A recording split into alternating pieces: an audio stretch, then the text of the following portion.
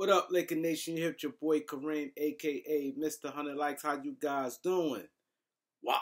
Let's get to it. Let's get to it, man. I know it's early, but I just want to have a little fun with it. Um, we ain't go deep dive.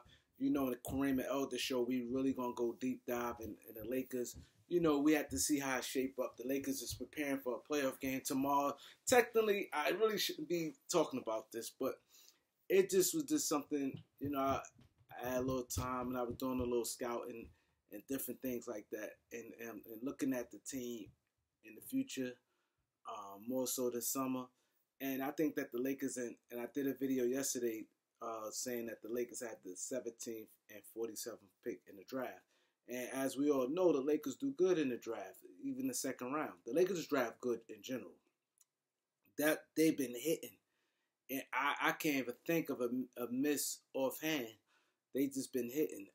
They even pick when they pick up free agents, draft free agent guys who the camps, that stick with the team. You had a few guys that the Lakers ain't even drafted and stuck with the team. Guys like Alex Caruso, Austin Reeves, Scottie Pippen Jr., Cole Swider. These guys didn't even get drafted, and they somehow stuck with the team. So the Lakers now with the 47th pick, so that pick can have some value. The pick can get moved for a pick for next year, second round pick for next year, or if they want to gain a little cash, we see them second round picks. It been a good cash out on these second round picks. So the Lakers have options with the 17th pick, man. 17th pick is kind of high, like right outside, pretty much a couple slots outside of the lottery. And this draft is deep, has a lot of wings. There's a lot of good, highly talented players. So I'm not going to identify the players today for the draft, but I just want to mention that. But free agency, I've been looking, and the more I looked at other teams' cap situations, teams' need, and things like that. I think one of the Lakers' priority, I definitely think the man that the Lakers going to probably end up with, and I really see it, as guys like Naz Reid. I think the Lakers going to look at their roster and look at what's their weakest position, and it's the center position. Naz Reid is a guy that I think that he could be had for the $6.5 million exception. I definitely think that, like I said, centers is not a demand in this league. People don't really pay much for centers outside of the top centers. And like I said, I looked around teams who has cap space. None of them teams really, I see, going to try to make a run for Naz Reid. And not only that, the Lakers can say, hey, we could give you a starting job. And I think that Naz Reid is fluent and can play excellent alongside Anthony Davis. He brings some toughness. He physical presence that the Lakers need.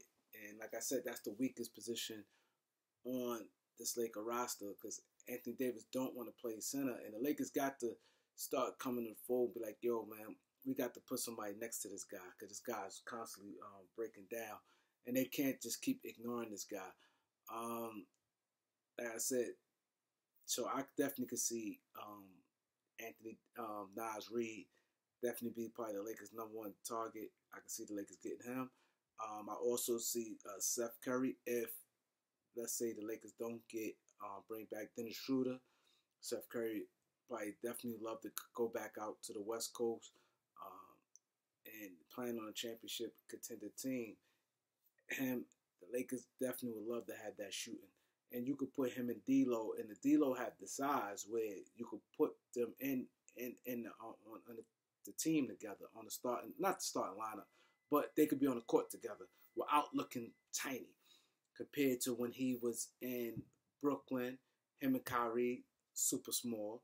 When he was in Portland, him and Dame, super small. Even at times when he was in Dallas, in the backcourt with Jalen Brunson, small. Even his time in Philadelphia, him and Maxey, small. So with D'Lo, it rolls out a good size player. So it's not like you small. So him D'Lo, I definitely think he could be an excellent fit. And I think money wise, the Lakers be able to afford him. Let's say if they don't go the Nas Reed route, and him for the $6.5 million, I definitely could see that. Like I said, he already early 30s, so he had been fighting some injuries. I don't think he's gonna be a hot ticket in a free agency. And then at this stage of career, let's say if he could get a 3-year deal out the Lakers, and the salary would go up. Let's say like a 3-year, $21 million. I definitely think he'd take that right now in his career.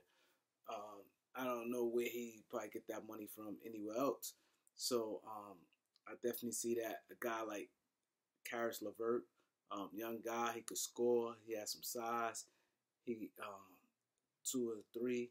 He's not the actual outside shooter that the Lakers probably will want, probably as far as a wing, but he give you some playmaking. He give you the playmaking, especially if the Troy Brown situation,